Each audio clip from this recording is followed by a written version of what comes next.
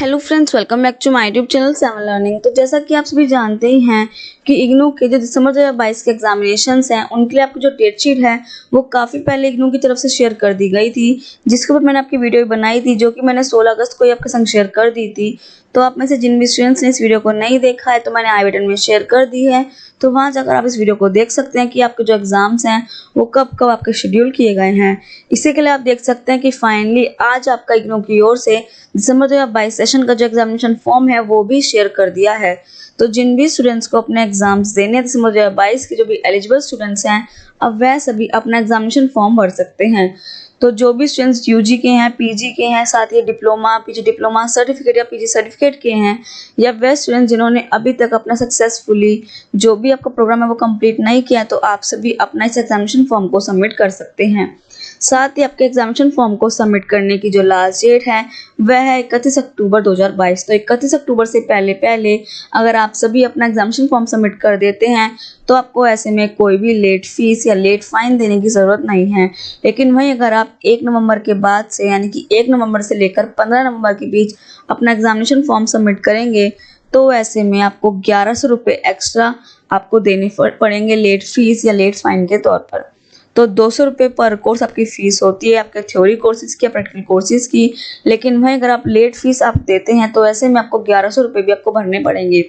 इसी के साथ आपका जो एग्ज़ाम सेंटर का अलॉटमेंट है तो आपको आपका एग्ज़ाम सेंटर वही अलॉट किया जाएगा जो आप यहाँ पर सिलेक्ट करेंगे। लेकिन हो सकता है कि आपका एग्जामिनेशन सेंटर चेंज कर दिया जाए, तो वो सिर्फ इसलिए चेंज हो सकता है क्योंकि उस पर्टिकुलर आपके एग्ज़ाम सेंटर में आपके लिए जो सीट्स हैं वो आपके लिए अवेलेबल ना हो, तो इसलिए आपको जो आपके नियरेस्ट का या कोई भी ऑल्टरनेट आपको एग्जाम सेंटर दे दिया जाएगा। इसी के साथ यहाँ पर हर बार की तरह कुछ आपकी गाइडलाइंस दी गई हैं कि जिस भी लैंग्वेज में आपको आपका प्रोग्राम ऑफर किया गया है उसी लैंग्वेज में आप अपने जो आंसर्स हैं उनको लिखें। जैसा मान लीजिए कि आपको BCA या MCA इंग्लिश में ही ऑफर की जाती है तो ऐसे में आप वो हिंदी में नहीं कर सकते। अगर आप ऐसा करते हैं तो ऐसे में आपका जो पूरा वो एग्ज़ाम है वो देना ना देना एक ही बराबर होता है, क्योंकि आपका वो एग्ज़ाम है उसको आपका चेक नहीं किया जाएगा, उसको इवैल्यूएट नहीं किया जाएगा।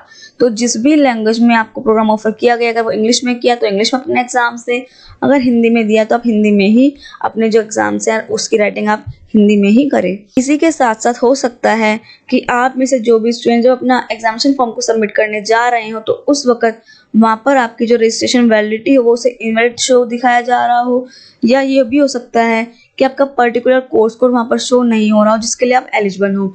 तो ऐसे में आपको डरने की और टेंशन लेने की कोई भी बात नहीं है। यहाँ पर आपकी ईमेल आईडी दे रखी है registrarSRD@ignou.in और साथ ही आपका फ़ोन नंबर भी दे रखा है, तो आप इन पर जाकर इनसे कांटेक्ट कर सकते हैं। देन उसके बाद आपका जो एग्जामिनेशन फॉर्म है उसमें वो अपडेट कर दिया जाएगा एंड देन उसके बाद अपना जो एग्जामिनेशन फॉर्म है आप उसको सबमिट कर सकते हैं। साथ ही बताया गया कि जो आपको पेमेंट करनी है वो आप ऑनलाइन पेमेंट ही कर सकते हैं, और जो कि आप अपने HDFC या ICICI बैंक के थ्रू ही अपना जो पेमेंट है वो आप कर सकते हैं। और अगर एक बार जैसे आपने अपना एग्जामिनेशन फॉर्म सबमिट कर दिया और ऐसे में उसके बाद जो भी आपके स्क्रीन पर रिफ्लेक्ट हो रहा हो आपके पेमेंट के लिए, तो उससे पहले जितनी भी चीज़ें आई हो आप उसका स्क्रीनशॉट लेकर रख लें।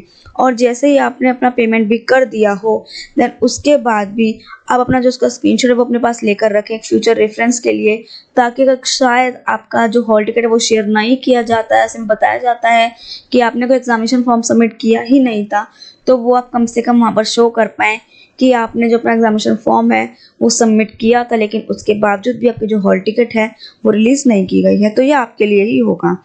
इसी के साथ साथ अगर एक बार अपना एग्ज़ाम फॉर्म भर देते हैं और ऐसे में आपकी जो रिसिप्ट है वो वहाँ पर जनरेट नहीं होती है, तो ऐसे में आप 72 घंटे का वेट करें, यानी कि आपको कम से कम 3 दिन का वेट करना होगा एंड देन उसके बाद ही अपनी जो पेमेंट है उसको अगेन करें। अगर आपकी अभी आपने पेमेंट कर दी और आपका जो भी फॉर्म है वो आपका जनरेट नहीं हुआ, तो ऐसे में अगर आप उसी वक्त फिर से अपना पेमेंट कर देते हैं तो ऐसे में आपकी वो पेमेंट है वो बेकार चली जाएगी, और ऐसे में फिर आपकी डबल पेमेंट हो जाएगी, वो आपको वापस भी नहीं की जाएगी। तो इसलिए ध्यान से अपनी पेमेंट करें। अगर एक बार अपनी पेमेंट कर देते हैं देन उसके बाद भी आपका स्टेटस जनरेट नहीं होता है तो उसके लिए आप 3 दिन तक का वेट करें, देन तब भी नहीं होता है तो उसके बाद आप फिर से पेमेंट कर सकते हैं एंड उसके लिए आपको जो आपकी पेमेंट है वो भी पहली वाली आपको वो भी रिफंड कर दी जाएगी। इसी के साथ कौन सा एग्जामिनेशन सेंटर आप अपना सेलेक्ट कर सकते हैं, तो उसके लिए आप यहाँ पर क्लिक करके भी देख सकते हैं। तो यहाँ पर आपके जो भी एग्जामिनेशन सेंटर आपको सभी के सभी दिख जाएंगे। तो जो भी रीजन आपका हो वो यहाँ पर आप सेलेक्ट कर लीजिए। जैसे कि मान लीजिए आपका दिल्ली है तो आप दिल्ली सेलेक्ट कर लीजिए, और दिल्ली के जो स्टार्टिंग के 3 वर्ड हैं जैसे कि DEL, तो वो आप यहाँ पर अपने कैपिटल लेटर में लिख दीजिए DEL। उस पर आप सबमिट कर सकते हो। तो दिल्ली में आपके जितने भी एग्जामिनेशन सेंटर हैं वो आपको सारे यहाँ पर दिख जाएंगे, और आप इन्हीं में से कोई भी एग्जामिनेशन सेंटर अपना सेलेक्ट कर सकते हैं। देन उसके बाद आप जैसे ही इसको स्क्रॉल डाउन करेंगे आप यहाँ पर देख पाएंगे डिक्लेरेशन पे आपको टिक मार्क लगाना है, एंड देन उसके बाद आपको यहाँ पर प्रोसीड करना है। इससे आप इसे प्रोसीड कर देंगे तो आपको यहाँ पर अपना रोल नंबर, अपना प्रोग्राम, और यहाँ पर आपको अपना रीजन सेलेक्ट करना है। साथ ही जो भी यहाँ पर एक कैप्चा आ रहा है आपको यहाँ पर लिख के इसे सबमिट कर देना है। तो जैसे ही आप सबमिट करेंगे तो आपका जो पोर्टल वो कुछ इस तरीके से ओपन हो जाएगा। तो यहाँ पर आपकी बाकी की डिटेल्स आ जाएंगी, और फिर यहाँ पर आपको अपना एग्जामिनेशन सेंटर सेलेक्ट करना होगा। तो जहाँ भी अपना एग्जाम देना चाहते हैं वो आप यहाँ पर सेलेक्ट कर सकते हैं। एंड देन उसके बाद यहाँ पर आपको अपना एड्रेस के बारे में बताना है कि अपना जो एड्रेस है उसको चेंज करना चाहते हैं, हाँ या ना। अगर करना चाहते हैं तो आप येस कर दीजिए, फिर आपको जो न्यू एड्रेस है वो आपको यहाँ पर लिखना पड़ेगा। अगर आप नहीं चाहते तो आप सीधा यहाँ पर नो पर सेलेक्ट कर सकते हैं।